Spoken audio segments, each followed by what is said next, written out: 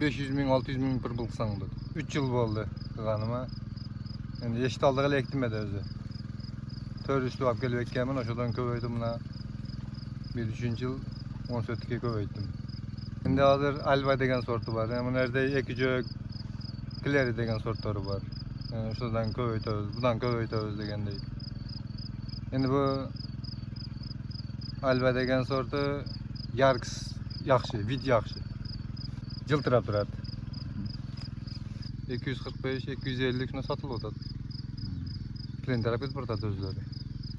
Sotganda ko'chat o'zimdan bo'lgani uchun 60-70 mingdek ketdi. Setka aldım, plyonka aldım, kapelin aldım. Misal üçün bana yengildi buçu. Bir qator otap koyarsın, vitaminlerini berip koyarsın kapelini. Bir ama üstüden bir zaten ben ders sepkenim yok hali şu gün geçiyor. Vardım şey kapelini berip koyamız. Ondan sonra işte